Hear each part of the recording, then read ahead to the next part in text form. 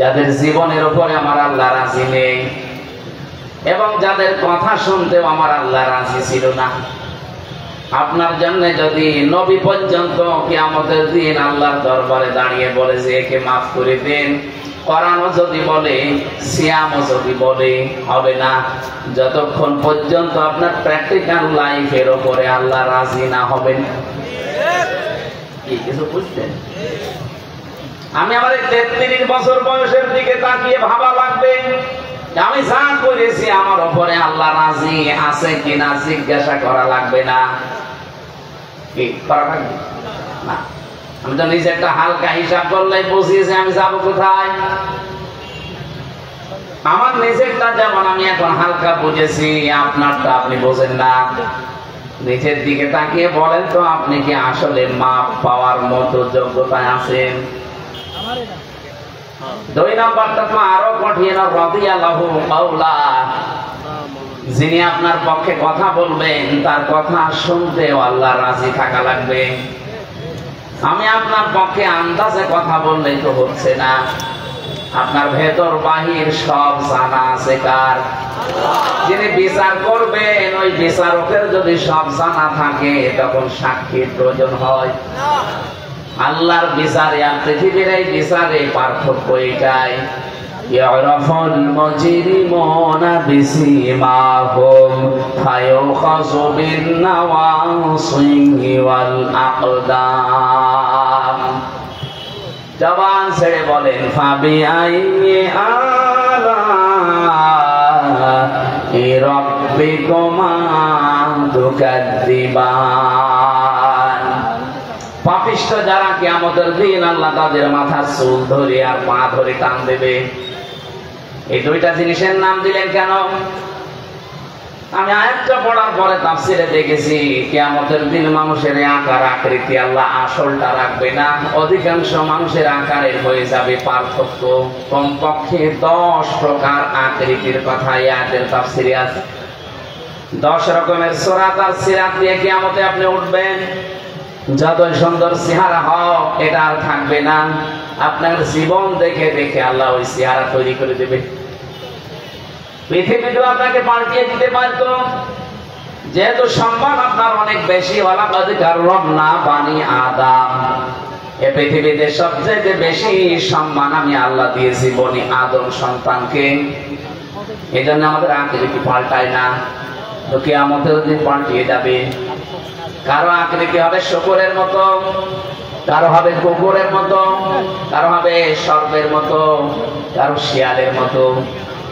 আকৃতি প্রায় 10 রকম আমি পেয়েছি। চিন্তা করলাম আল্লাহ এই সমস্ত জিনিসের নাম দিলেন কেন? ভেবে দেখি দুনিয়াতে বহু মানুষের চরিত্র সাপের মতো আছে। একটা সাপ মানুষকে কামড় দেয়, লোকটা মরে যায়, সাপের কোনো লাভ হয়? বলে না কেন? এই দাদা না,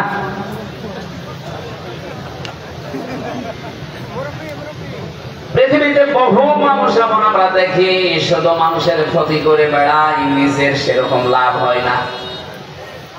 কথা বলি, সকাল থেকে ওঠার পরে ধান্দা থাকে কার 12টা বাজাবো। এই 15.5 বছর যেরকম ছিল, কারে মামলা দেব, কারে মিথ্যা সাক্ষী দিয়ে জীবন নষ্ট করে দেব। রাজবাড়ি মনে হয় টের পাননি।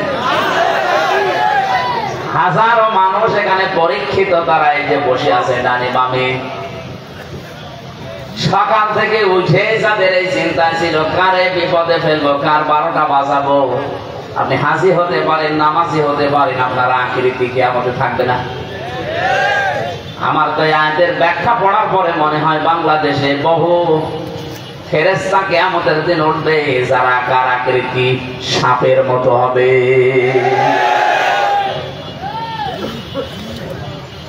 কিছু মানুষের আকার হবে কুকুরের মতো। কুকুরের কাজ কি? আপনি 2টা কুকুরকে খাবার দেবেন পাশাপাশি, একটাকে চা দিয়েছেন, ও সারা দিন খেলেও শেষ হবে না, এরপরও দেখবেন পাশেরটায় হামলা দেয়। এই স্বভাব দেশে ছিল না? বলেন। আমাদের কুষ্টিয়ার হানিফ সাহেব পরে আল্লাহ যাই দিয়েছিলেন, ও যদি মরণ পর্যন্ত খেত শেষ হতো না। 15 বছর ওই এত কিছু বানিয়েছে, আমার মনে হয় ফেরেশতা হিসাব করলো 8-10 দিন লাগবে। আপনি খুলনা, বাগেরহাট, সাতক্ষীরা এই 3টা জেলায় যেয়ে দেখেন, আমার মনে হয় প্রায় অর্ধেকই তার ছিল। চালাকি করতে গিয়ে ধরা খেয়ে গেছে সে আর তার ভাই।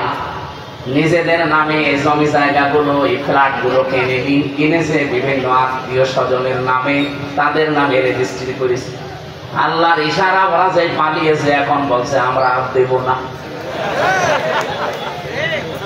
আপনি কি করলেন? চালাকি করে দুটোকে যেন ধরতে না পারে, যেন নিজের নামে করেনি, করেছে কোন ফুফুতো ভাইয়ের শালার মেয়ের নামে। অত দূরের আত্মীয়, সে এখন ফেরত দেবে? সে বলছে এটা বাবা শাহজালাল, সব হালাল, হালাল করিনি। অথচ এইটা না করে আপনার যা ছিল সম্পদ, এতটুকুর ওপর ঘরে কেউ হাত দিত না। আজকে আমি ফজরের নামাজ কুষ্টিয়ায় পড়ার পরে নদীর ধারে একটু হাসছিলাম, 7-8 জন লোক এসেছে।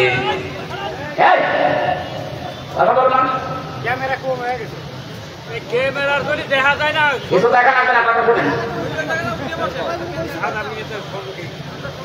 ওনাদের কাছে একটু জরিপ চাইলাম যে ভাই, এখন যদি হানিফ সাহেব হঠাৎ করে আপনার সামনে এসে পড়ে, আপনি কি বলবেন? কি বলবো মানে ওই শালারে দরকার নেই, মানে টান শুনে বুঝলাম যে পিটিয়ে মেরে ফেলবে। ঠিক হয়নি আপনাদের। যা ছিল ওইগুলো যদি নিজেরা খাওয়া দাওয়া করতেন, শেষ করতে পারতেন না। যা করলে 15.5 বছর মনে করেছিলেন যে 41 সাল। কিসের 41 সাল? 41 ঘন্টা, 41 মিনিট, 41 সেকেন্ডের গ্যারান্টি আছে? আর আপনি কি টার্গেট নিয়েছিলেন আন্দাজে? এই আমাদের চরিত্র এরকম যেন কারো না হয়, যা আছে এইটাই তো আমি শেষ করে যেতে পারি না, এরপরও কেন আমি মানুষের টায় হামলা দেব? কিন্তু আমার আফসোস হয়, আগস্টের 5 তারিখের পরে অনেক মানুষের চরিত্র এরকম কুকুরের মতো হয়ে গিয়েছে। মানে অন্যটায় হামলা দিতে যান কোন কারণে? হযরতে আবু যর রাদিয়াল্লাহু তাআলা থেকে বর্ণিত, বিশ্ব নবী বলেন, মানিদ্দাআ মা লাইসা লাহু ফালাইসা মিন্না ওয়া লিয়াতাবাওয়া মাকআদাহু মিনান নার। মুসলিম শরীফের হাদিস। যে জিনিস তোমার না, ওই জিনিস যদি নিজের দখলে রেখে দাও, ওই দিন থেকে তুমি আমার দলভুক্ত আর নেই। এখানে আলেম যারা আছেন বলেন তো, ফা এই শব্দটা বালাগাত মান থেকে 19টা অর্থে আসে। আমি নিজে বালাগাত মান থেকে এত বেশি পড়েছিলাম, একেবারে আমার মনে হয় কোরআন শরীফের মতো মুখস্থ টুটস্থ হয়ে আছে। কোন অক্ষর কোন কায়দায় ব্যবহার হবে আমার একেবারে টুটস্থ আছে। এই ফাটা নবীজি দেওয়ার কারণ হচ্ছে, আগে বর্ণিত কোন দোষ যদি কেউ করে থাকে, পরের শাস্তি তার জীবনে। বিশ্ব নবীর আপন চাচা হযরতে আবু তালিব, হযরত বলে ফেললাম, এটা একটা সম্মানিত মানুষ। এই আবু তালিব লোকটা যেদিন মারা যাবে, নবীজি নিজে তার মাথার কাছে বসলেন। বুখারী শরীফের হাদিস। ডাক দিয়ে বললেন, ইয়া আম্মি আবি তালিব, লা ইলাহা ইল্লাল্লাহ। শুধু আস্তে করে আমার কানের কাছে মুখ নিয়ে বলেন, লা ইলাহা ইল্লাল্লাহ। মুহাম্মদুর রাসূলুল্লাহ বলার দরকার নেই, কারণ ওটা যে আমি নিজে আমি সাক্ষী দিয়ে দেব। কিন্তু আল্লাহর একাত্মবাদের শিক্ষা স্বীকৃতি আপনি একটু দেন, জোরে দেবেন না, শুধু আমার কানের কাছে মুখ নিয়ে বলেন, আমি শুনলেই হবে। কিয়ামতের দিন আমি আপনার গামছা দিয়ে টেনে নিয়ে আল্লাহর দরবার থেকে জান্নাতে দিয়ে আসবো। পাশে দাঁড়িয়েছিল আবু জেহেল আর আবু লাহাব। আবু সুফিয়ান ডাক দিয়ে বলছে, নেতা পড়বা। সারা জীবন বাপ দাদার ধর্ম অনুসরণ করলে এখন ভাতিজার এই নতুন ধর্ম অনুসরণ করে কলঙ্কিত হবা। মানুষ তোমারে কা পুরুষ বলবে, ভীরু বলবে, তোমার নামে বদনাম। ভালোবাসি, কিন্তু এই কালেমাটা পড়তে পারলাম না, আমারে মাফ করে দিও। বলেন তো মাফ করার মালিককে? বলেন বলেন। সঙ্গে সঙ্গে নবীজির মন খারাপ হয়ে গেল। ফেরেশতা জিবরাইল সূরা কসসের 56 নম্বর আয়াতটা নিয়ে হাজির। এই লোকটা সারা জীবন আপনাকে লালন পালন করিয়েছে, খাওয়িয়েছে, আমি দেখেছি। আপনি যে বারবার তাকে বললেন কালেমাটা পড়ো, জোরেও বলা লাগবে না, কানের কাছে মুখ নিয়ে বলো, তাও লোকটা পড়ে নাই।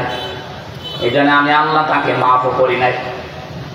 এরপরেও নবীজি আবু তালিবের কবরের পাশে দাঁড়িয়ে হাত করে মোনাজাতে বলেছিলেন, আল্লাহ চাচা আবু তালিবকে মাফ করে দাও। সঙ্গে সঙ্গে জিবরাইল এসে বলে, হে নবী হাত নামান। কার জন্য হাত তুলেছেন? মা কানা লিন-নাবিয়্যি ওয়াল্লাযীনা আমানু আন ইস্তাগফিরু লিল মুশরিকিন ওয়ালাউ কানু উলি কুরবা মিন বা'দি মা তাবায়্যানা লাহুম আন্নাহুম আসহাবুল জাহিম। সূরা তাওবা 11 নম্বর পারা 4 নম্বর পৃষ্ঠার 4 নম্বর লাইনের 113 নম্বর আয়াতে আছে। এটাও আপনি কাছে পাবেন। হে নবী, কার জন্য আপনি হাত তুলেছেন? এই লোকটা আপনার চাচা, আল্লাহ জানে। কিন্তু লোকটা তো মুশরিক। কোন নবীর জন্য, কোন ইমানদারের জন্যও জায়েজ নেই। আল্লাহ শুধু নবীর নাম বলতে পারবেন, ওয়াল্লাযীনা আমানু দিয়েছেন। কিয়ামত পর্যন্ত কোন ইমানদারের জন্য এটা জায়েজ না, উচিত না, শোভনীয় না কি যে কোন মুশরিকের জন্য আল্লাহর কাছে ক্ষমা চাবে, যদি ওইটা আপনার নিকট আত্মীয় হয়। রাজবাড়িবাসী বিবেক যদি থাকে একটু খাটান, যে নবী জীবনে কোনোদিন হাত তোলা লাগে নাই, শুধু মনের ভেতরে কামনা আসলেই কবুল হয়ে গেছে। এরকম হাদিস শোনেননি?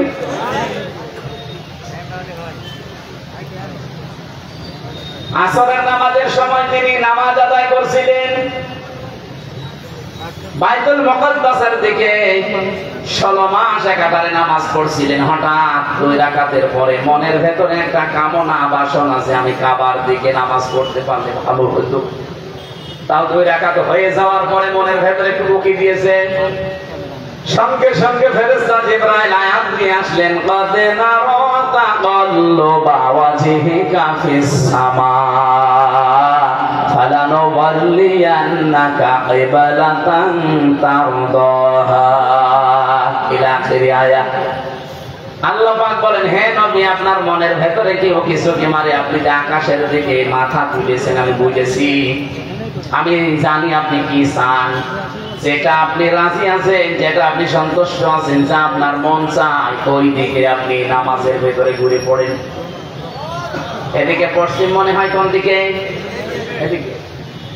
নবীকে নামাজ পড়ছিলেন এই দিকে, হঠাৎ করে তাকিয়ে ঘুরিয়ে নামাজের ভেতরে দিকে ঘুরে পড়লেন। আপনি চিন্তা করেন তো, 2 রাকাত নামাজ হয়ে গেছে আসরের, আরো 2 রাকাত বাকি আছে। এমন একটা সময় মনের ভেতরে কামনা আসলে যে নবী নামাজের ভেতরে ঘুরে ফেলতে পারে, পুরাটা উল্টা। আর সেই নবী হাত তুলে বসে আছে। আল্লাহ বলছেন হাত নামান। আপনার নিকট আত্মীয়তা দেখি, কিন্তু লোকটা মুশরিক। লোকটা কি? আরো জোরে বলেন। মুশরিকের জন্য শুধু নবী না, ইমানদারের জন্যও ক্ষমা চাওয়া যায় বলেন। অথচ বাংলাদেশে টাটকা মুশরিক মরে যায়, আর আমরা কবরে দিয়ে মোনাজাত এমন করা করি, মনে আছে যে জান্নাত আমার বাবা আর আমি আজকে দিয়ে আসবো। আপনাকে রাগ না করে নিজের সাথে মিলান, আপনার ঈমান আছে না আপনি মুশরিক। বহুবার এই কথা আমি ইঙ্গিত দিয়েছি, আল্লাহ যেটা পারে ওইটা অন্য কেউ পারে, এই বিশ্বাস করার নাম শিরিক। আর শিরিক যারা করে তারা মুশরিক। এর সাথে দ্বিমত আছে কারো? বলেন তো, সন্তান পৃথিবীতে দিতে পারে কে? অন্য কেউ পারে? কেউ যদি মনে করে না আমারে 18 বাবাও পারে হালকা, হালিম। হে ইব্রাহিম, তোমাকে আমি একটা হালিমের সুসংবাদ দিলাম। হালিম মানে চাচা হালিম, কি হালিম দিয়েছিলেন আপনি চিন্তা করেছেন? কি ধৈর্যের পরীক্ষায় আমার আল্লাহ দোয়ার জবাব দিলেন। 1-2 বছর 5 বছর বিয়ের পরে না, 86 বছর পর এমন হালিম আল্লাহ দিয়েছিলেন। ফালাম্মা বালাগা মাআহু সাতারা, সন্তান যখন 14 বছর বয়স বাবার সাথে একটু চলাফেরা করতে পারে, এটা হালিমের ব্যাখ্যাটা বোঝার জন্য আমি বলছি, এদিকে তাকান। আপনি যদি একেবারে 1-1.5 বছর 2 বছরের ছেলে মেয়ের কথা বলতেন তাহলে এত মায়া মহব্বত জন্মাতো না। কারণ 13, 14, 15 বছর বয়সের সন্তান নিয়ে বাবা মা একটা আশা করে যে আমি এই জায়গায় পৌঁছিয়ে দেব। এই কথা বলে না কেন? বাবার হাতে কামে একটু লাগে, এরকম একটা ভালো সময় পেছনে পেছনে সব সময় থাকে, বিভিন্ন কাজে কামে লাগানো যায়। এমন সময় আল্লাহ পরীক্ষা দিলে যে সন্তান জবাই করো, স্বপ্নে দেখালেন। প্রশ্ন আসতে পারে, হযরত ইব্রাহিম নবীকে আল্লাহ সরাসরি আদেশ না দিয়ে স্বপ্ন দেখালেন কেন? কি মানে সরাসরি বলতে পারতেন না ইব্রাহিম সন্তান জবাই করে ফেলো? পারতেন না? বলেন কেন জবাই করার জন্য স্বপ্ন দেখানো লাগবে? হযরত ইব্রাহিমকে আমার আল্লাহ স্বপ্ন দেখিয়েছিলেন এই জন্য। আল্লাহর ইচ্ছা ছিল না যে ইসমাইল জবাই হবে না, আল্লাহর ইচ্ছা ছিল যে আমি এই জবাই পর্যন্ত ইব্রাহিমকে নিয়ে আসতে চাই। এখানে স্বপ্নে তিনি এই সিস্টেমটা, ক্রাইটেরিয়াটা দেখিয়েছিলেন যে এইভাবে করে অন্তত গলা পর্যন্ত ছুরি নিয়ে যাও, জবাই হয়ে যাবে এ পর্যন্ত আমি আল্লাহ চাইনি, আমি চেয়েছি তুমি আসলে জবাই করার মতো মন তৈরি করেছো কিনা। কোরবানির শিক্ষাই তো এটাই, যার 20 দিন পরে আসতেছে এই শিক্ষাটা দিয়ে যাবেন। উনি যেমন আল্লাহর সিদ্ধান্তের সব কিছুকে উপেক্ষা করে আল্লাহর সিদ্ধান্ত মেনে নিয়েছিলেন। এই পৃথিবীতে আমরা সব গুনাহ, সব অপরাধ যদি ছেড়ে দিয়ে নিজের মনকে ইব্রাহিমের মতো শক্ত করতে পারি, এবারের কোরবানি কবুল হয়ে যাবে। আমার ভাইরা একটু তাকান, স্বপ্নে তিনি দেখিয়েছিলেন এই কারণে। হযরত ইব্রাহিম চিন্তা করেছেন, কি গো আমার সন্তান আমি আল্লাহর হুকুম পেয়েছি জবাই করে ফেলবো, কিন্তু না, আল্লাহ যে গোলামিন হালিম দিলেন, কেমন হালিম এটা আমি দেখবো। একে আসলে হালিম না চাচা হালিম?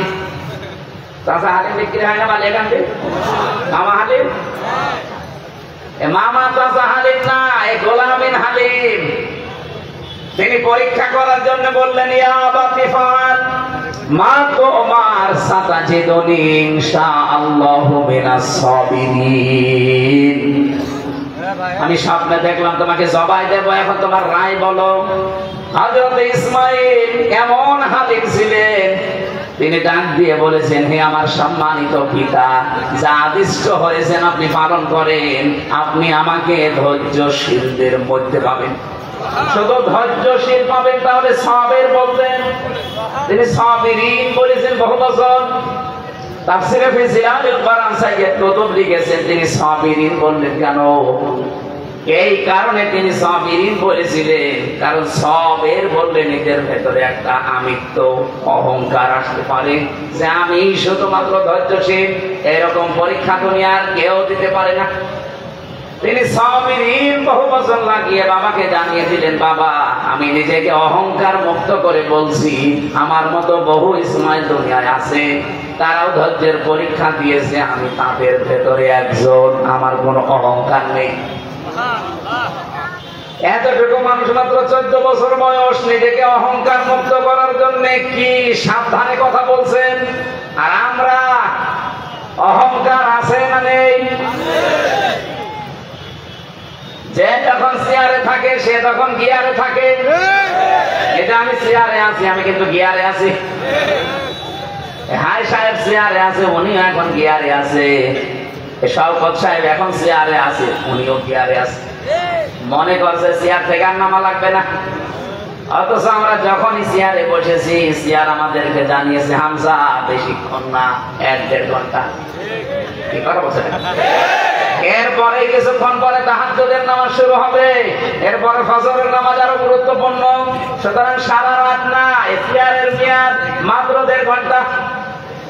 পৃথিবীর কোন চেয়ার কারোর জন্য স্থায়ী না, শুধু একটা চেয়ার। ওয়াসিআ কুরসিয়্যুহু সামাওয়াতি ওয়াল আরদ ইলা আখিরি আয়াত। আল্লাহ পাক বলেন আসমান জমিন পরিব্যাপ্ত একটা চেয়ার আছে, ওই চেয়ারের মালিক কে? ওইটার কোনো পরিবর্তন নেই। তাছাড়া দুনিয়ায় যত দামি চেয়ার হোক, যত বড় চেয়ার হোক, চেয়ারে যারা বসবে এ কথা মনে করে যেন বসে যে আমার নামা লাগবে। চেয়ার মানে যে চেয়ারে চেয়ারে চেয়ারের কথা বলছি, অনেকে মনে করছে না এখন যারা উপদেষ্টা আছে ওই চেয়ার, ও চেয়ার কি নামবে? ওরা নামার জন্য বসেছে। দেখেন নাকি চেয়ারের গরম,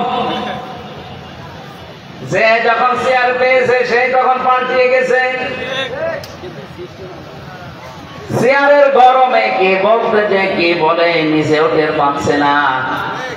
এই যে মাহফুজ আলমের দিকে তাকান, চেয়ারে থাকার আগে আপনি দেখেছেন সে চেয়ারে থাকার আগে মানুষের কাছে টাকা ভিক্ষা করে পর্যন্ত খাবার খেয়েছে, মানুষের মেসে থেকে খাবার খেয়েছে, নিজের টাকা ছিল না বাবার, অথচ সে চেয়ারে পেয়ে এমন গিয়ারে আছে। শুধুমাত্র গিয়ারেই নেই, কোথায় সে 71, কোথায় 47, কোথায় 52 ওগুলো টানতেছে। কেন তুমি 24 আনতে পারো না? কথা বলেন না কেন? আমি 71 47 আনতেছেন আমার সামনে, আমি 71-এর কি বুঝি? আমার এখন 33 বছর, 92 সালে আমার জন্ম। 71-এ তো আমার বাবা কেবল মায়ের পেটে এসেছিল। আপনি কেন 71 টানতেন? 71-71-এর চেতনা নিয়ে টান দিয়ে দিয়ে তো হাসিনা বলেছি। আমি একটা জরিপ পেয়েছিলাম, নাকি এটা বলা ঠিক হবে? বলেন মানে কি? আপনি না বললে আমি বলবো, আমার কপালে যা আছে। আজকে এটা পাচ্ছিলাম আমি আসার সময়,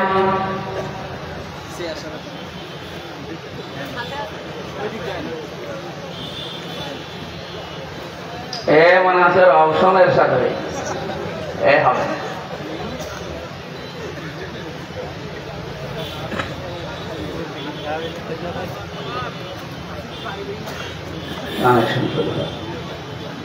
সুবহানাল্লাহ ওয়ালহামদুলিল্লাহ লা ইলাহা ইল্লাল্লাহ, সুবহানাল্লাহ ওয়ালহামদুলিল্লাহ লা ইলাহা ইল্লাল্লাহ, লা ইলাহা ইল্লাল্লাহ মুহাম্মাদুর রাসূলুল্লাহ। ভাই রাগ করবেন না, এটা সত্য কথা বলে বলছি, না বলতাম না। 7 জন বীরশ্রেষ্ঠের মধ্যে একজন আওয়ামী লীগের ছিল না, এটাকে আমি বানিয়েছি ইতিহাস। 11টি সেক্টর কমান্ডারের ভেতরে একজন আওয়ামী লীগের ছিল না। 68 জন বীর উত্তমের ভেতরে একজন আওয়ামী লীগের ছিল না। 30 লক্ষ শহীদের ভেতরে আওয়ামী লীগের একজনও বড় নেতা আপনি নাম পাবেন না। তাহলে আওয়ামী লীগ যুদ্ধটা করলো কোথায়? এটা জানাতে চেয়েছেন ডক্টর কামাল হোসেন। আপনি জবাব দেন। আপনি যে চেতনা বিক্রি করলেন এই 15.5 বছর, একটাও তো পেলাম না। এমনকি মুক্তিযুদ্ধ বিষয়ক মন্ত্রী যারা দিয়েছে অকর্মা মোজাম্মেল, অকর্মা মোজাম্মেল, সেই লোক নাকি মুক্তিযোদ্ধা না, ভুয়া মুক্তিযোদ্ধা। এ পাগলে এমন তালিকা করেছে, যাদেরকে আপনি যুদ্ধ অপরাধী বানাবেন তাদের না বানিয়ে সব বানিয়েছে আওয়ামী লীগের আর বিএনপি। আরে ভাই, আপনি যদি জামাতের 1000 দিতেন তাও এই দেশের মানুষ বলছে এটা ঠিক আছে। জামাতের মাত্র দিয়েছে 37 জন, তার 13 জন মরে গেছে। অকর্মা মোজাম্মেলকে শুধু এই মন্ত্রণালয়ে বসিয়ে শুধু খাওয়িয়েছে, কোনো কাজ ছিল না। কোন কারণে ওরা বসিয়েছিল আল্লাহ জানে, আর যে পালিয়েছে ও জানে। আমার কথা শোনেন, বাস্তবতা কিন্তু এইটাই। চেয়ারে থাকলে আপনি গিয়ারে থাকতে পারেন না। পৃথিবীর কোন চেয়ার যেহেতু স্থায়ী না, ইসমাইল নবী এইটার ইঙ্গিত দিয়েছিলেন সবিরিন বলে। হে বাবা, আমি অহংকার মুক্ত থাকতে চাই। কারণ কোন মানুষের ভেতরে যদি যারা পরিমাণ অহংকার তৈরি হয়, জান্নাত তার জন্য হারাম। কি সচেতন ছিলেন তারা অহংকারের ব্যাপারে। এত বড় কঠিন পরীক্ষায় অবতীর্ণ হতে যাচ্ছেন, তারপরও তিনি নিজেকে বাঁচিয়েছেন। ইনশাআল্লাহু মিনাস সাবিরিন, এতটুকু বললেও হয়ে যেত। এর আগে তিনি জুড়ে দিয়েছেন সাতাজি তুমি, সিন লাগিয়ে দিলেন কেন? সিন, সাফা, কদ, লাম এরকম 13টা অক্ষর আছে। এই 13টা শব্দ যদি কোনো সেন্টেন্সের আগে আসে, অর্থ হয় খুব তাড়াতাড়ি। সাতাচি ধ্বনি দিয়ে জানিয়ে দিলেন, বাবা দেরি হবে না, খুব শীঘ্রই আপনি আমাকে সাবিরিন ধৈর্যশীলদের ভেতরে একজন পাবেন। আমি অহংকার করি না আল্লাহর বিধান মানতে পেরে। হযরত ইসমাঈল খুশি হয়ে গেলেন, রব্বুল আলামিন তুমি যে গোলামিন হালিম বললে, আসলে আমি হালিম পেয়েছি। এটা মামা, এটা চাচা হালিম না, এটা আসলে হালিম। আমি যা বলেছিলাম এই 86 বছর তুমি তাই দিয়েছো আমারে হালিম হিসাবে। আমাদের সন্তান পেয়ে আমি এত খুশি। আমি যে কথা বলতে চাচ্ছিলাম এই পয়েন্ট দিয়ে, পৃথিবীতে কোনো মানুষ আপনাকে সন্তান দিতে পারবে না, সে যত বড় পীর হোক, ওলি হোক আর নবী হোক। এটা দেওয়ার মালিক শুধুমাত্র কে? এই বিশ্বাস যাদের নেই, বিভিন্ন জায়গায় বিশ্বাস ঢুকে গেছে। আপনি কিন্তু শিরিক করে ফেলেছেন, আর শিরিক করলে আপনি মুশরিক, আর মুশরিকের জন্য দোয়া করা জায়েজ নেই। আর জোরে বলেন, এরকম শিরিকের রাজবাড়ি জেলায় নেই। যদি কেউ করেন থেমে যান, এক্ষুনি থেমে যান। অনেক মুসলমানদের ভেতরে এখন রন্ধ্রে রন্ধ্রে শিরিক ঢুকেছে। সেদিন নওগাঁ গিয়েছিলাম, মান্দা যে বাড়িতে বসেছিলাম, ওই বাড়িওয়ালার 2টা ছেলে, আর একটা ছেলে পেটে আছে 6 মাস বয়স। আল্ট্রাসাউন্ড করার পরে নাকি বউ ডাক্তার রিপোর্ট দিয়েছে যে এইটাও ছেলে হবে। 1 বোতল পানি নিয়ে আমারে বজো বজো, এমন পানি পড়বেন যেন মেয়ে হয়ে যায়। কি করে হবে? আরে না, আপনি এমন ভাবে পানি পড়বেন, আমি ছেলে আসাই না, 2টা আছে, এবার আমি মেয়ে চাই। কি বিশ্বাস দেখেছি? আমার মতে এতটুকু হুজুরের উপর যদি এই বিশ্বাস হয়, এত বড় হুজুর পেরিতে পাগল হয়ে যাবে।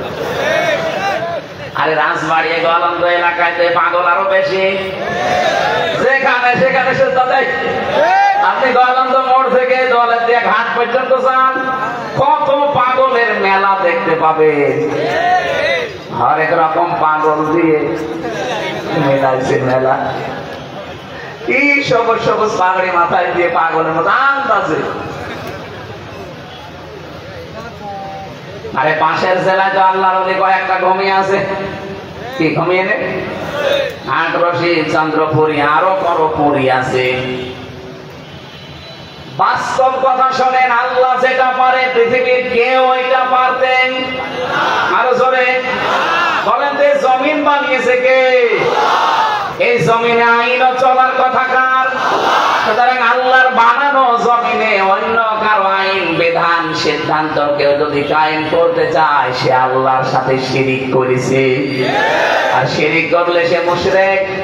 বলেন, মুশরিকের জন্য, নবীর জন্য দোয়া করা জায়েজ নেই, ইমানদারদের জন্য দোয়া করা। তাহলে বলেন, এইরকম মুশরিক দেশে নেই? আল্লাহর আইন বাদ দিয়ে কত মানুষের আইন তৈরি করা, ওগুলো আপনি কায়েম করার জন্য চেষ্টা চালান। আর আপনাকে ভুল পথ থেকে সঠিক পথের দিশা দিলে আপনার কাছে রাজনীতি মনে হয়। আপনার কোরআন শরীফ, বুখারী শরীফে হবে না, বাঁকা আলী শরীফ লাগবে। এত বাংলা বলার বড় বড় হুজুর আমি বুঝি না। শিরিকের চাইতে আর কি বলে বোঝানো যায় বলেন? আপনি বানানো জমিন আল্লাহ, আপনার বাবা বানিয়েছে জমিন। একটা চাউল বানাতে পারে? তামাম দুনিয়ার সব বিজ্ঞানী মিলে একটা ডিম বানাতে পারবে? বানিয়েছে যিনি, সিদ্ধান্ত দেওয়ার মালিকও তিনি। আলাহুল খালকু ওয়াল আমরু। এই আয়াতের পুরা বিরুদ্ধে চলে আসে দেশে বহু মানুষ। সুতরাং আজকে থেকে সাফ কথা বলছি, যারা আল্লাহর আইনের বাইরে আছে, মানুষের তৈরি করা আইন এই জমিনে কায়েম করার জন্য চেষ্টা করে, দল করেন, যাই করেন, আপনি কিন্তু শিরিক করছেন। আপনি যদি আমার বাবাও হন, আপনার মতো বাবার জানাজা পড়া, কবরে যাওয়া জায়েজ নেই। কারণ মুশরিকের জন্য দোয়া করা নবীকে আল্লাহ নিষেধ করেছে। যদিও এটা আপনার নিজের নিকট আত্মীয় হয়, তারপর আপনি করবেন না। নবীর দোয়া যদি আল্লাহ ফেরত দেয়, হামজার খবর আছে? বলেন বলেন। সুতরাং আপনি বিসমিল্লাহি ওয়া আলা মিল্লাতি রাসূলিল্লাহ বললেই হয়ে যাবে? পুরাটা মিথ্যা কথা হবে। এইখানে যে জিনিস আপনার না, ওইটা যারা দখল করে নিজের আয়ত্তে রেখে দিয়েছে, ওটা ফেরত দেওয়া লাগবে। এলাকায় কারা এই চরিত্রের আছে, তারা কালকেই লোকের জিনিস ফেরত দেবে। কারা কারা দেবেন হাত তোলেন তো। হাতটা মারি খেয়েছো।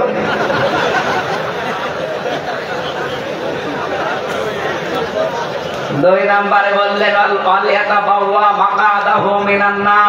এটা আরো কঠিন, সে যেন নিজের জায়গা জাহান্নামে একটা স্থান তৈরি করে নিল। বলেন নাউজুবিল্লাহ। এখানে যার যতটুকু আছে এটা নিয়ে সন্তুষ্ট থাকে। মানুষের তাই খাবলা মারবেন না, হামলা দেবেন না। কিয়ামতের দিনে আকৃতি জীবনও থাকবে না, কুকুর হয়ে উঠবে। আমার ভাইরা, আমি আর নিচে নামলাম না। যে কথা তুলেছিলাম, কিয়ামতের দিন যদি আপনি আল্লাহর সামনে দাঁড়ান আর নবী যদি আপনার পক্ষে কিছু বলে, এটা আপনার কিন্তু যোগ্যতা থাকা লাগবে। এমনকি শুধু প্র্যাকটিক্যাল লাইফের উপরে না, রাদিয়াল্লাহু কাওলা, আপনি যে কথাবার্তা বলেন ওই কথার উপরও রাজি থাকা লাগবে। কার? আরো জোরে বলেন। এখানে এমন জীবন তৈরি করা দরকার যেন কোরআন আমার পক্ষে সাক্ষী দেয়। আল কোরআনু হুজ্জাতুল লাকা ওয়া আলাইকা। কোরআন কিয়ামতে হয়তো কারো পক্ষে সাক্ষী দেবে অথবা বিপক্ষে সাক্ষী দেবে। আজকের ময়দানে আমরা এসেছি এমন কিছু কথা বলতে চাই, শুনতে চাই, মানতে চাই যেন কোরআন আমার পক্ষে সাক্ষী দেয়। বলেন আমিন। যারা আজকের এই ময়দান তৈরি করেছে, যেহেতু শুধুমাত্র মুসলমানদের জন্য আপনারা সাজাননি, এই বালিয়াকান্দি নাম শুনে বোঝা যাচ্ছে এলাকায় অমুসলিমরা আছে, আছে না?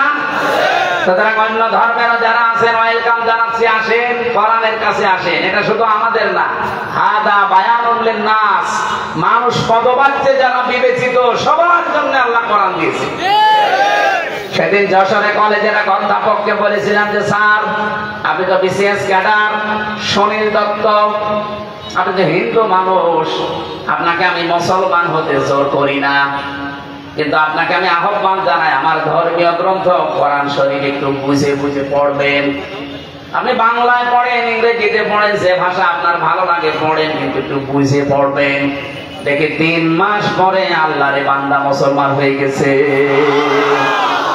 এখানে কোরআন শরীফ কি শুধু আজকে এলাকার মুসলমানদের জন্য আয়োজন? সবার জন্য। আসেন, আশা করছি মন যদি আপনার থাকে আল্লাহ আপনাকে হেদায়েত দিয়ে দেবে। তো মন থাকা লাগবে, মন না থাকলে হামজা না, হামজার বাপ এসে ওয়াজ করলো আপনার কিছুই হবে। গিরিশচন্দ্র সেন, নরসিংদী বাড়ি, শিবপুরে, এই লোকটা কোরআন শরীফ এত বেশি পড়েছিল, এত বেশি লিখেছিল, এত বেশি বুঝেছিল, তার জীবনী পড়েন, সে তাফসীর পর্যন্ত লিখেছে, শুধু বঙ্গ অনুবাদ না। আমি মালয়েশিয়া বিশ্ববিদ্যালয়ে কয়েকদিন আগে গিয়েছিলাম। এই গিরিশচন্দ্র সেনের তাফসীরটা ওই দেশে ইংরেজিতে করা আছে। যে লোকটা তাফসীর লিখেছে, আপনি চিন্তা করেন, আলেমদের বলেন এক একটা শব্দের একাধিক অর্থ জানা লাগবে, শব্দ ভাঙার যোগ্যতা থাকা লাগবে। উসুলে তাফসীরের মূল নীতি প্রায় 13টা থেকে 15টা। এই 15টা মূল নীতি তার জানা লাগবে, না তো তাফসীর করতে পারবেন না। একটা শব্দের যদি একটা অর্থ জেনে তাফসীর করতে যান, ভুল করে ফেলবেন। একাধিক অর্থ আপনার আয়ত্তে থাকা লাগবে। যে শব্দটা যেখানে অ্যাপ্রোপ্রিয়েট হয়, যেখানে খাটে, যে জায়গায় সেট হয়, ওই জায়গায় স্থান কাল পাত্র ভেদে আপনাকে সেট করা লাগবে। এই যে দরবা মানে মারা, দরবা মানে বলেন বলেন, দরবা মানে সফর করা, দরবা মানে দৃষ্টান্ত দেওয়া, 33টা অর্থ আছে এই শব্দটা। এখন আপনি যদি শুধুমাত্র দরবা মানে মারা জানেন, আপনি মারা অর্থ লিখে দিলেন, ওখানে হবে দৃষ্টান্ত দেওয়া, আকাশ পাতাল হয়ে যাবে অর্থ। কথা বলেন না কেন? এমনকি শব্দটা উচ্চারণ করার সময়ও যদি আপনার সঠিক উচ্চারণ না হয়, তাহলে অর্থ আকাশ পাতাল হয়ে যায়। ইযা জাআ নাসরুল্লাহি ওয়াল ফাত, যখন আল্লাহর সাহায্য আসবে, আপনি তখন বিজয় দেখতে পাবেন। কিন্তু এখন যদি আপনি নুন সাদ র নাসরকে নাসারা বলেন, নুন সিন র ইযা জা নাসরুল্লাহি ওয়াল ফাত, যখন আসবে ঈগল পাখি তখন আপনি বিজয় পাবেন।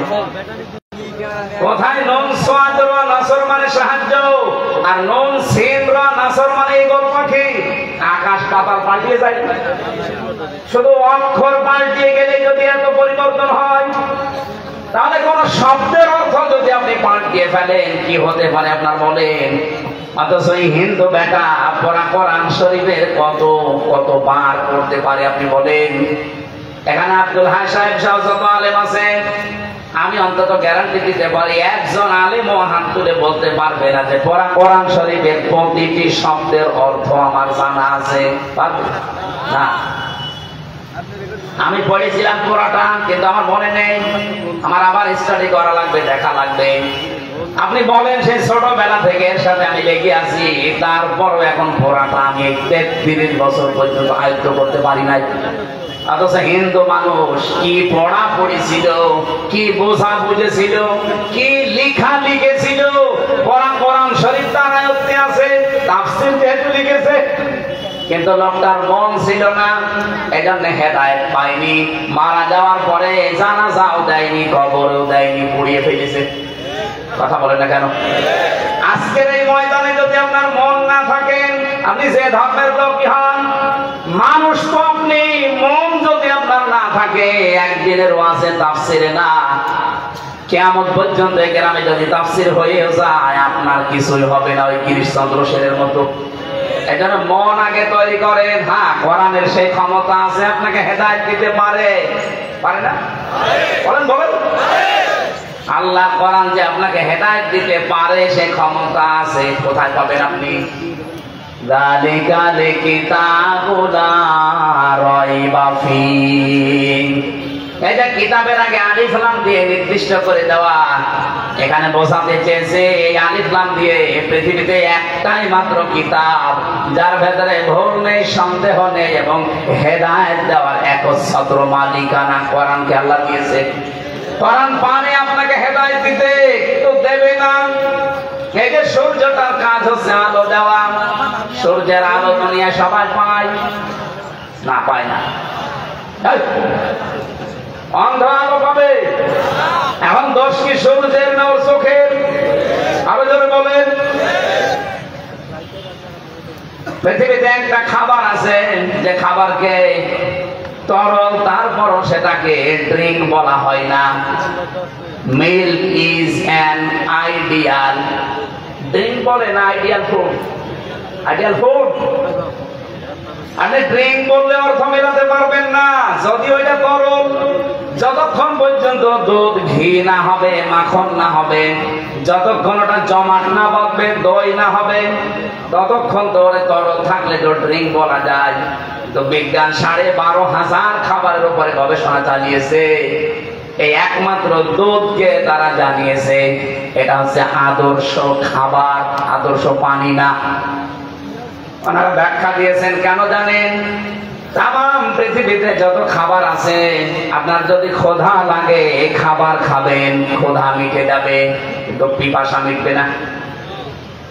একমাত্র যদি আপনি পানি পান করেন পিপাসা মিটে যাবে, কিন্তু ক্ষুধা মিটবে না। ক্ষুধার জন্য খাবার মাছ লাগবে, পানির কাজ পানি করবে, খাবারের কাজ খাবার। একটাই মাত্র খাবার দুনিয়াতে আল্লাহ পাঠিয়েছে যেটা খেলে ক্ষুধাও মিটে যায়, পিপাসাও মিটে যায়, তার নাম দুধ। এখন দুধ ভালো জিনিস না খারাপ জিনিস? আরো যারা বলেন সবার জন্য ভালো না, আমাশার রোগী যে ওর জন্য ভালো। পরে আপনি দুধ দেবেন, ও সারাদিন টয়লেটে বসে থাকবে। দুধ তো ভালো, সবার জন্য ভালো না। কোরআন শরীফও ভালো, এখানে সবার জন্য ভালো না।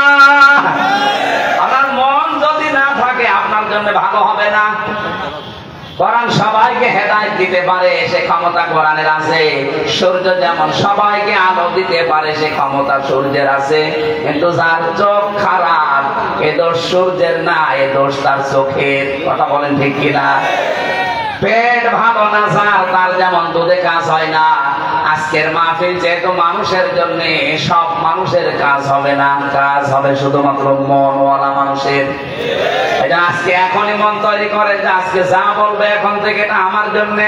আপনি অন্যদিকে টেনে নিয়ে যাবেন না, বলবেন আমার জন্য। পর্যন্ত আল্লাহ হায়াত আমাকে দেয়, কিয়ামত এসে যাবে, আয়াতের কথা শেষ হবে না।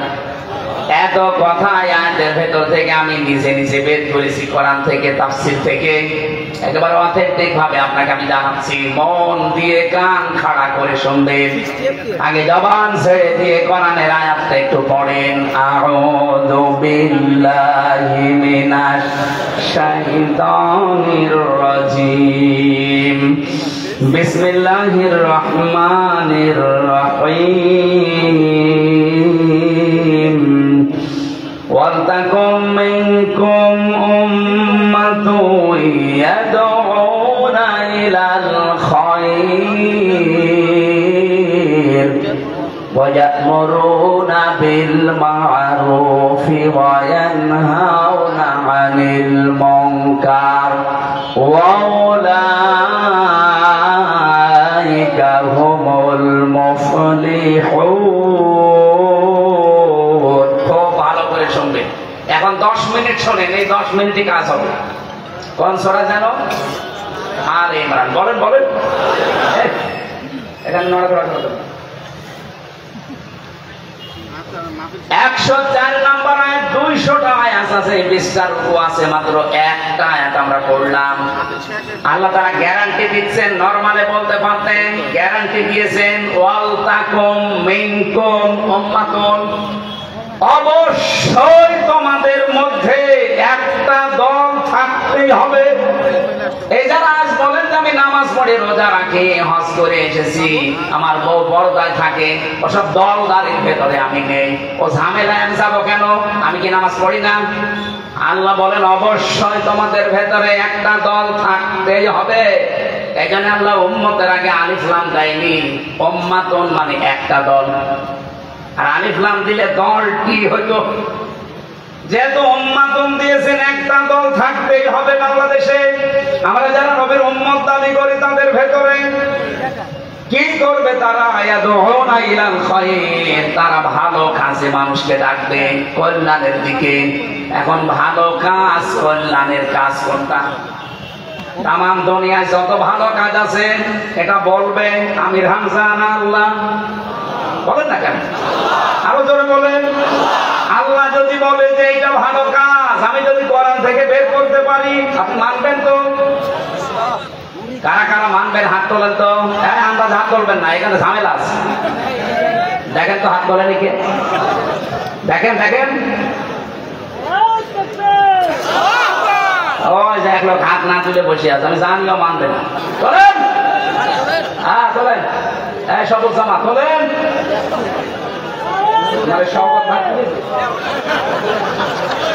হাত তুলে আবার নামিয়ে ফেলিস, ঠিক আছে, অসুবিধা। আলহামদুলিল্লাহ। এবার ভালো করে শোনেন ভাই, আমি তো বানিয়ে বলবো, আলেমরা আছে না? এখানে সমস্যা কি? এবার আমি বললাম না ক্লাসের মেন টাইম চলছে, একেবারে নড়াচড়া না, নিজের দিকেও তাকাবো। রাজবাড়িবাসী তো খেয়াল করেন, ভালো কাজ কোনটা? যেদিকে মানুষকে ডাকার কথা নির্দেশ দিলেন, ইয়াদউনা ইলাল খায়র। এখানে খায়রের আগে আলিফ লাম দিয়ে আল্লাহ নির্দিষ্ট করে দিয়েছেন কাজটা। কোরআন শরীফের ভেতরে আমি ভালো কাজ পেয়েছি 500। কয়টা? বলেন বলেন। 500 ভালো কাজের ভেতরে একটা ভালো কাজের জন্য আল্লাহ নির্দেশ দিলেন। এটার ব্যাখ্যা আপনি সূরা সাফের 10 নম্বর 11 নম্বর আয়াতটা একটু খোলেন। ইয়া আইয়ুহাল্লাযীনা আমানু হাল আদুল্লুকুম আলা তিজারাতিন তুনজিকুম মিন আযাবিন আলীম।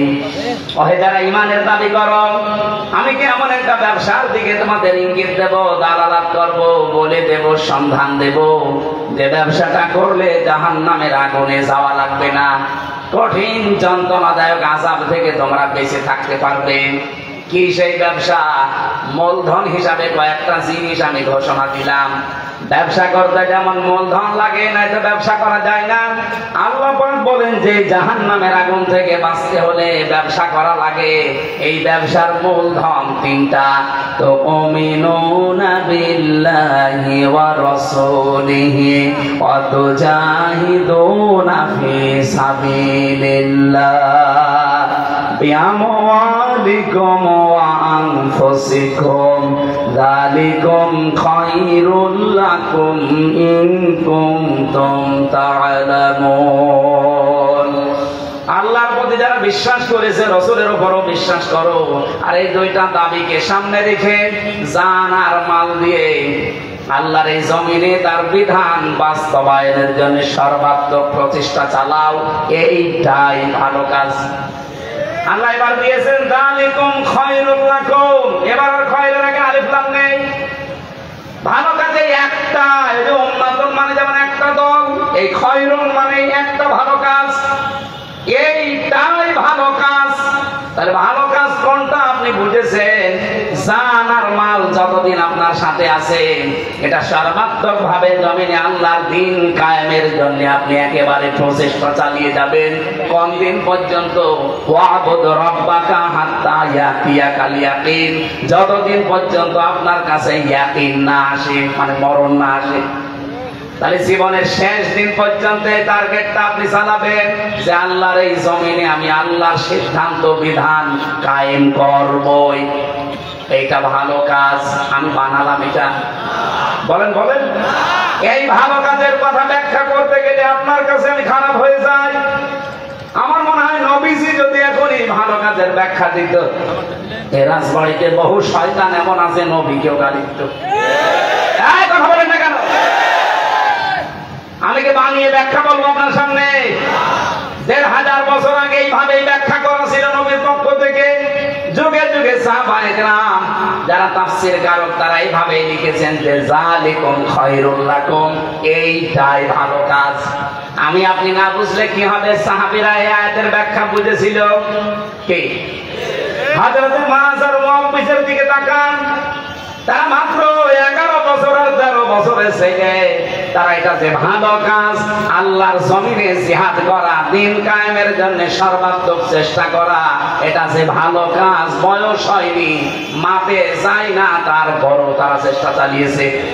আর আমাদের বয়স হয়ে গেছে, মাপ হয়ে গেছে, পরিবেশ তৈরি হচ্ছে, এরপরও বলছে না ঝামেলা আমি নেই। ঝামেলা মনে করেন আপনি? এইটাই ভালো কাজ। এই ভালো কাজ এই জাতি যতদিন না বুঝবে ততদিন কপালে কাঙ্ক্ষিত শান্তি আসবে না। কারণ আমার হাকামা বিহি আদালা, যারা কোরআন দিয়ে বিচার ফায়সালা করে, যারা ন্যায় বিচার করে, যে 54 বছরে আমরা কোরআনের বিচার দেখি নাই। দেখেছেন? আরো জোরে বলেন। কোরআনের বিচার যদি দেখতে পেতেন। আমি একটা হাদিস পড়ছিলাম, মান রাআ মিনকুম মুনকারান ফালিয়ুগাজ্জিরহু না মান করার বরানা ফাস্তাজহারাহু ফাহাল্লা হালালাহু ওয়া হারামা হারামাহু আদখালাহুল্লাহুল জান্নাহ।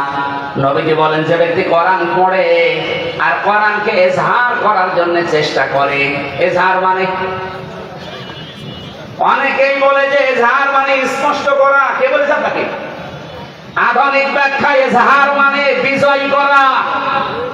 ইজহার মানে দাঁড় করানো, প্রতিষ্ঠা করা, কায়েম করা। 33টা অর্থ বের হয় শব্দ থেকে। আমরা যদি কোরআন পড়ি আর কোরআনকে যদি ইজহার করার জন্য, বিজয় করার জন্য যে যেখানে আছে ওখান থেকে চেষ্টা চালাই, তাহলে কি হবে? পরবর্তী শব্দে আল্লাহর নবী বলেন ফাহাল্লা হালালাহু ওয়া হারামা হারামাহু। হালালকে হালাল জেনে যদি ছেড়ে দেয় আর হারামকে হারাম জেনে যদি ছেড়ে দেয়, হালালকে হালাল জেনে আঁকড়িয়ে ধরে আর হারামকে হারাম জেনে ছেড়ে দেয়, ও ভাইরা, যতদিন কোরআনের বিধান কায়েম দাঁড়ে এই দেশে না হবে ততদিন হারামকে হারাম জানার পরও আপনি ছাড়তে পারবেন না। এরকম জায়গা দেশে নেই? মাদ্রাসার যারা প্রিন্সিপাল, ভাইস প্রিন্সিপাল জিজ্ঞাসা করেন তো, হারাম কাজ জানার পরও করা লাগছে। একটা বৈধ বিল বের করে নিয়ে আনবেন, কিন্তু বাবা শাহজালাল ঘুষ মামা দেওয়া লাগবে। আপনি কিন্তু জানেন যে ঘুষ দেওয়া হারাম, আপনার তাও দেওয়া লাগবে। মসজিদের জন্য টাকা বরাদ্দ হয়, ওই টাকা বের করতে হলে 2 লাখ টাকা দেবে, 50,000 ঘুষ দেওয়া লাগে। আপনি কিন্তু হারামকে হারাম জেনেও ছেড়ে দিতে পারছেন না, কারণ ইসলামের দেশে নেই। কথা বলে না কেন? এই জন্য যতদিন এই দেশে দিন কায়েম না হবে, যত বড় ফেরেশতা এই দেশে বাস করুক, ও হালালকে হালাল জেনে আঁকড়িয়ে ধরতেও পারবে না, হারামকে হারাম জেনেও ছেড়ে দিতে পারবে না। এখানে কোরআন শুধু পড়লেই হবে না, কোরআন বুঝলেই হবে না, কোরআন মানলেই হবে না, কোরআন যেন মানুষ মানতে পারে সেই ব্যবস্থা করা লাগবে। আর এইটাই চেয়েছিলেন আল্লামা সাঈদী। উনি যতদিন কোরআন পড়েছিলেন ওনার একটা শত্রু বাংলাদেশে ছিল না, যতদিন কোরআন বুঝেছিলেন শত্রু ছিল না, যতদিন কোরআন মানুষের কাছে বুঝিয়েছেন শত্রু ছিল না। কিন্তু যখনই বলেছে এটা আমি এদেশের মানুষকে মানাতে চাই, তখনই উনি হয়ে গেছে রাজাকার। এর আগে কথা বোঝা লাগবে ভাই।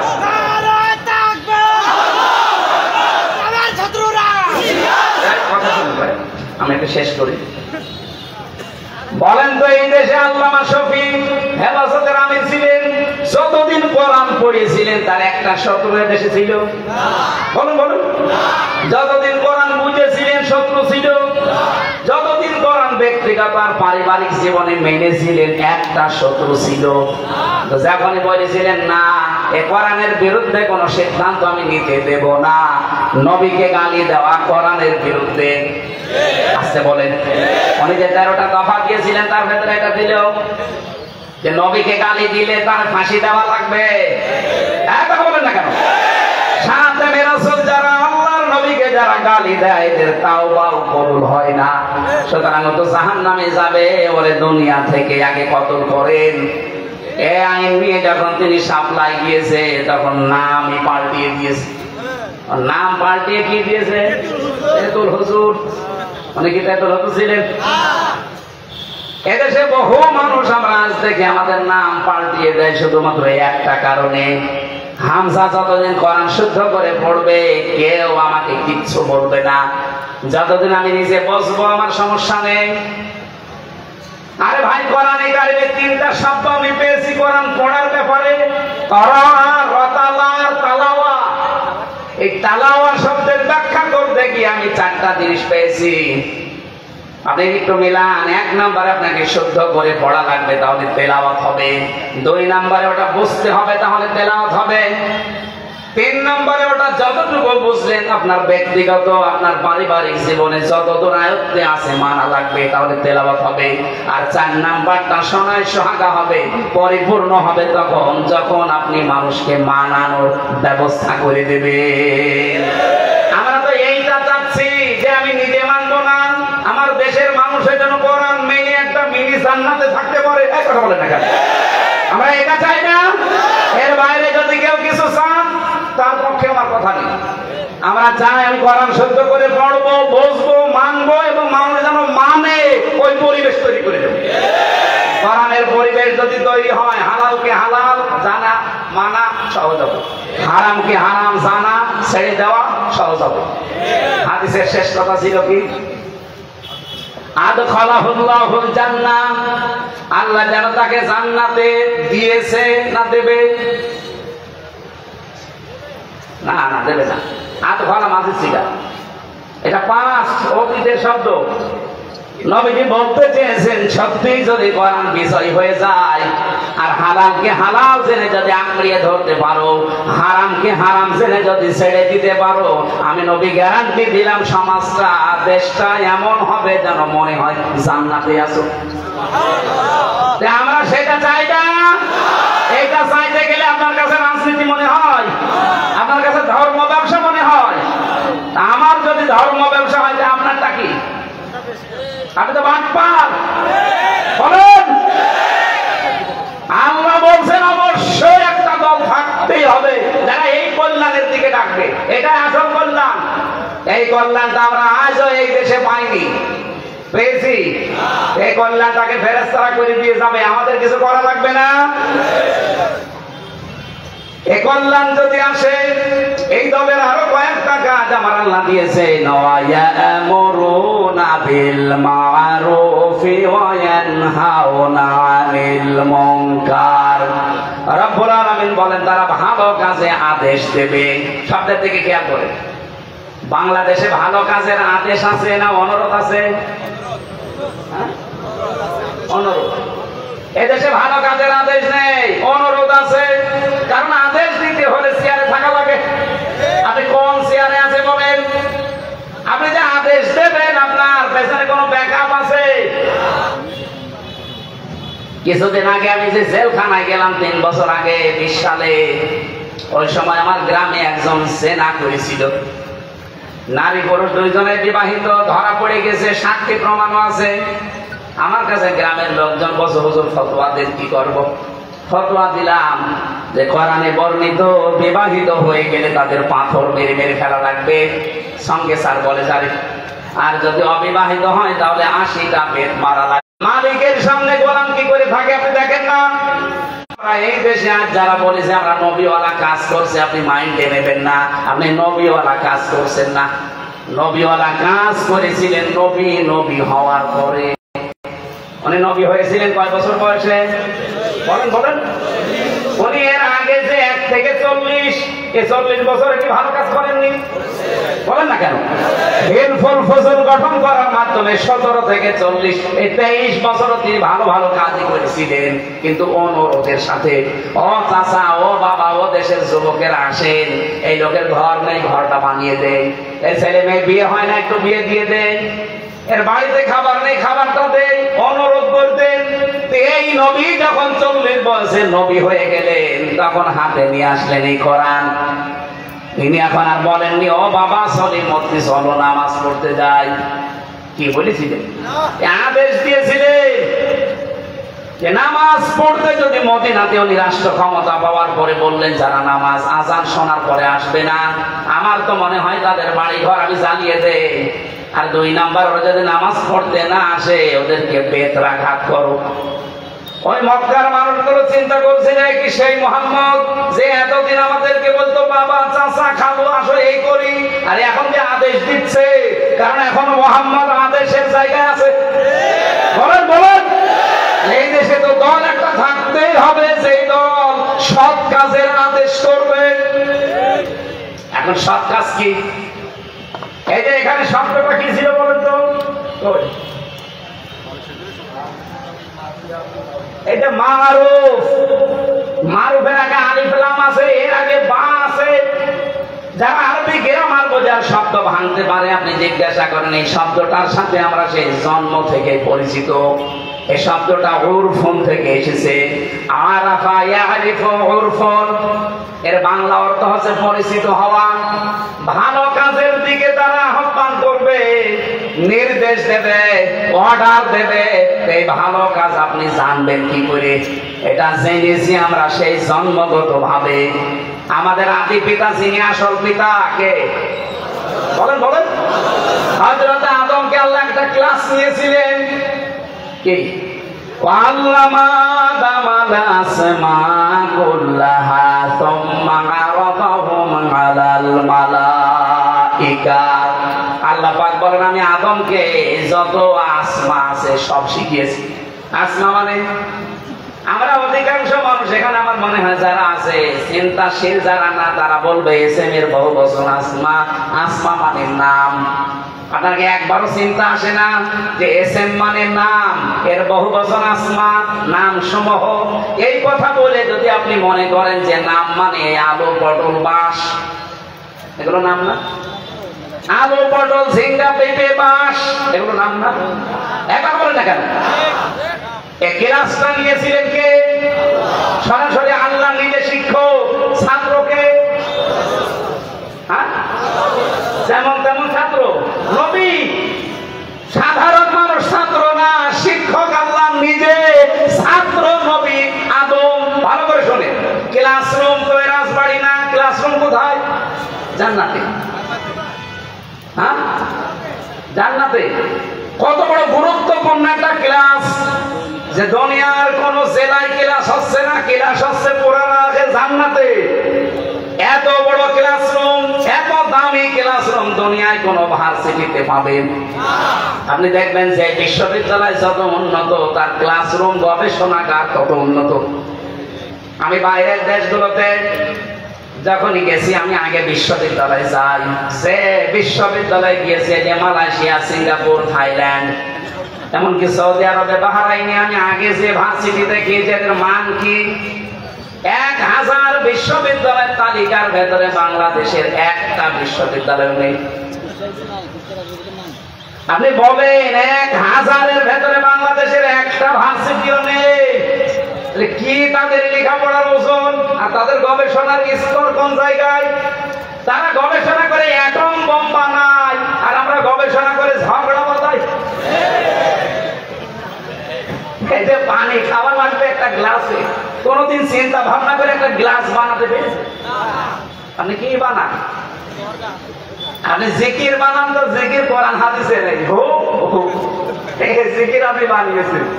আপনি গবেষণা করে একটা সই বানান, এই সই দিয়ে কাপড় চোপড় সেলাই করে একটু লজ্জাস্থান ঢাকা যাবে।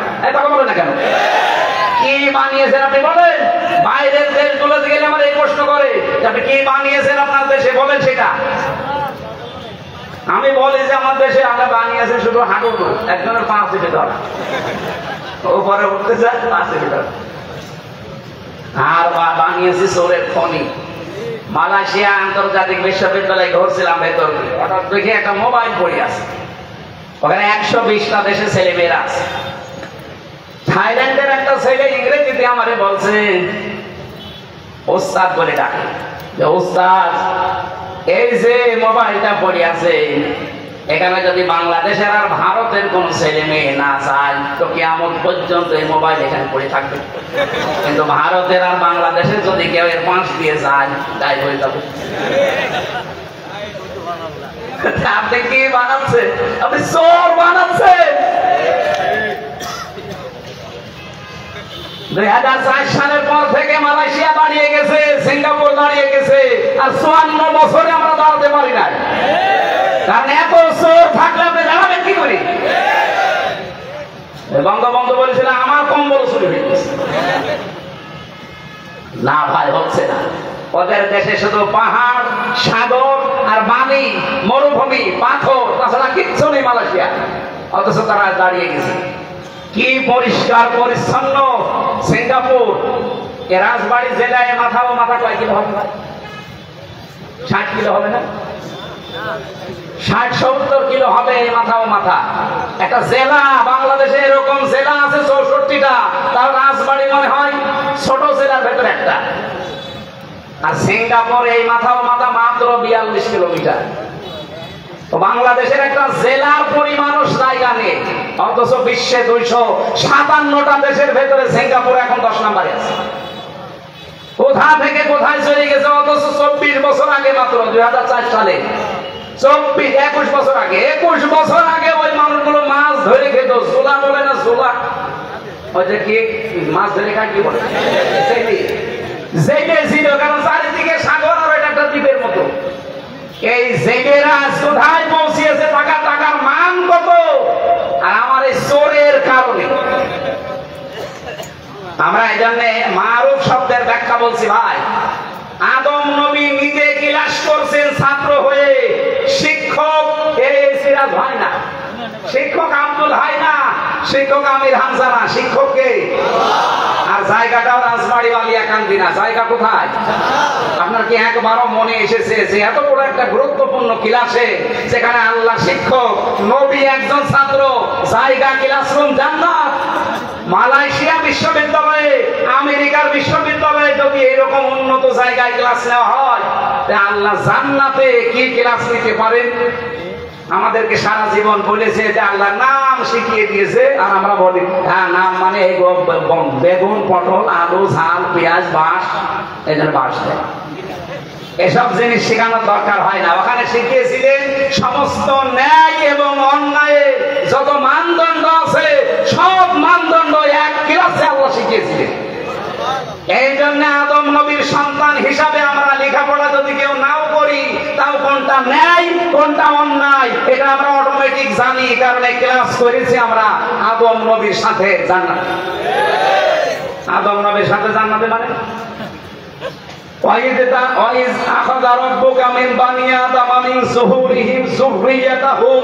স্মরণ করো ওই সময়ের কথা যখন আদম নবীর পৃষ্ঠদেশ থেকে তার সন্তানদেরকে আল্লাহ বের করেছিলেন।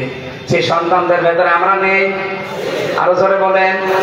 বাবা হিসাবে উনি ক্লাস করেছিলেন, সন্তান আমরা সবাই তার পিঠের ভেতরে ছিলাম।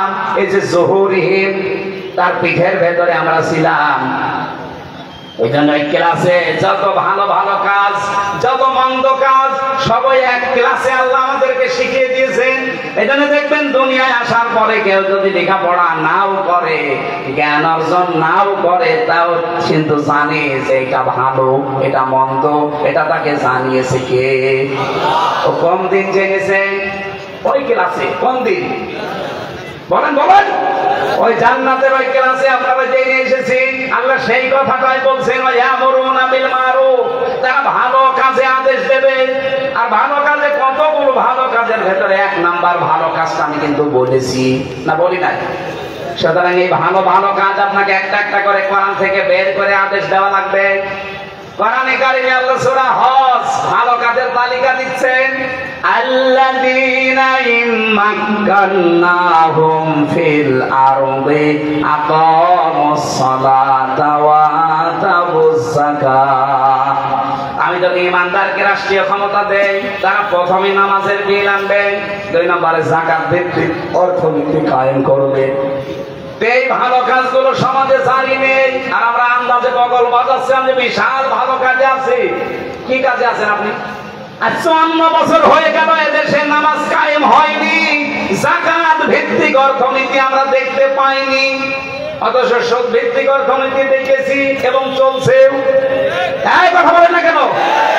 সুদের সর্বনিম্ন গুনাহ হচ্ছে মায়ের সাথে জিনা করা, আর বড় গুনাহ হচ্ছে আল্লাহ এবং রাসূলের সাথে যুদ্ধ করা। এত বড় কঠিন কাজ এই দেশে চলছে, আর আমরা বলছি দুনিয়ার কোন ঝামেলায় আমি নেই, আমি আছি লা ইলাহা ইল্লাল্লাহ, কাউকে কিছু বলবো না। আপনারা জিকির নেওয়ার জন্য আল্লাহ বসে আছে না? ভালো কাজ যেগুলো জেনে এসেছেন ওই ক্লাস থেকে, ওই ক্লাসের ভালো কাজ আপনিও জানেন আমিও জানি। আপনি প্রকাশ করছেন না, আমি প্রকাশ করে দিচ্ছি। মা বাবার সাথে ভালো আচরণ করাই ভালো কাজ না? একা হবে না কেন? দুঃখী মানুষের পাশে যাওয়া ভালো কাজ না? সবচাইতে ভালো কাজ পৃথিবীতে 7টা, এদিকে তাকান। এই পৃথিবীতে সবচাইতে বড় ভালো ভালো কাজ আমার আল্লাহ কোরআনে দিয়েছেন 7টা। নাকি শেষ করে দেব? এটা সূরা বালাদের ভেতরে পাবেন। আল্লাহ বলেন এই ভালো কাজে মানুষ যেতে চায় না। এদিকে তাকান। খালাকতা হামাল আকাবাতা ওয়া মা আদরাকা মাল আকাবা। না, সে তো গিরিপথ পার করতে রাজি না। আপনি জানেন গিরিপথ কি? আকাবা কি জানেন? ফাক্কু রাকাবা, এটা হচ্ছে দাস মুক্ত করুন। কিসের দাস? মানুষ মানুষের গোলামি করবে, দাসত্ব করবে না, এটা হতে দেওয়া যায় না।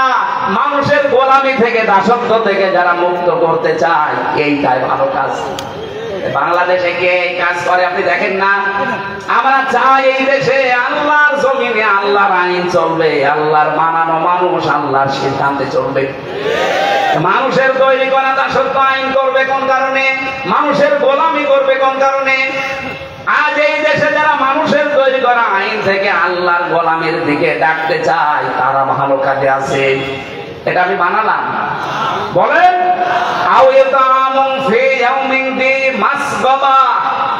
যারা দুর্ভিক্ষের সময় অসহায় মানুষের সামনে যে খাবারের ব্যবস্থা করে, আপনি নিজে নিরপেক্ষ দৃষ্টি দিয়ে বলেন বাংলাদেশে 54 বছরে এই কাজগুলোতে কারা আঞ্জাম দিয়েছে?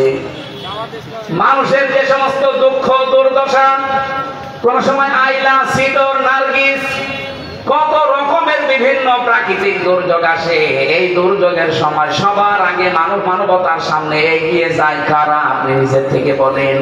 ইয়াতীমানদা মাকরাবা, যারা নিকট আত্মীয় এতিম, এদের সামনে যারা দাঁড়ায়, এদের পাশে যে যারা দাঁড়ায়, কত মানুষ আমরা এখানে হাজি বসে আছি, নামাজি বসে আছি, নিজের আপন বোন গরিব এজন্য পরিচয় দেয় না। আর রাজবাড়িতে ওই ধর্মীয় বোন পাঠিয়েছে, ধর্ম বোন, সেখানে মাসে 3 বার করে যায়। কথা বলেন না কেন? আপনি সফল হতে চান, কোরআন থেকে থিওরি গুলো নেন। এতিমান দাম মাকরাবা, এতিমের পাশে যারা নিকট আত্মীয়র ভেতরে যারা মিসকিন এতিম, এদের পাশে আপনি দাঁড়াবেন। আও ইয়াতামকে আও মিসকিনান দা মাতরাবা, যারা অসহায় ধনী মলিন, যে সমস্ত মানুষ ক্লান্ত শ্রান্ত, এই মানুষের পাশে আপনি দাঁড়াবেন। এই যে ডিগ্রি চলছে এখন 45 ডিগ্রি 49 ডিগ্রি চলছে, এই বাংলাদেশে কত টাকাওয়ালা মানুষ আছে, কই আমরা তো দেখি না যে অন্তত 500 ব্যাগ স্যালাইন, 2000 ব্যাগ পানির বোতল, একটু শরবত নিয়ে তাদের সামনে একটু দাঁড়িয়েছে, কই পাই না। কিন্তু সারা বাংলাদেশে আমরা কিছু কিছু মানুষকে এই কাজটা করতে দেখেছি এই গরমে। আমার কুষ্টিয়াতে আমি পেয়েছি, নিজের সংসার চলে না, এরপরও 10টা বোতল পানি, 10 ব্যাগ স্যালাইন, 10টা কোকের বোতল নিয়ে এই রিকশা চালক অসহায় ধনী মলিন, মাত্র মানে ধনী মলিন যারা, যাদের চেহারা দেখলে আপনার মায়া লাগবে, এরকম মানুষের কাছে মুখে খাবার তুলে দিচ্ছে। ثم كان من الذين آمنوا وتواصوا بالصبر وتواصوا بالمرحمة أولئك أصحاب الميمنة। এদের আরো কিছু কাজ আছে, তারা ঈমান আনে, সৎ কাজে তারা আদেশ করে এবং ধৈর্যের পরিচয় দেয় নিজেদের কাজকর্মে।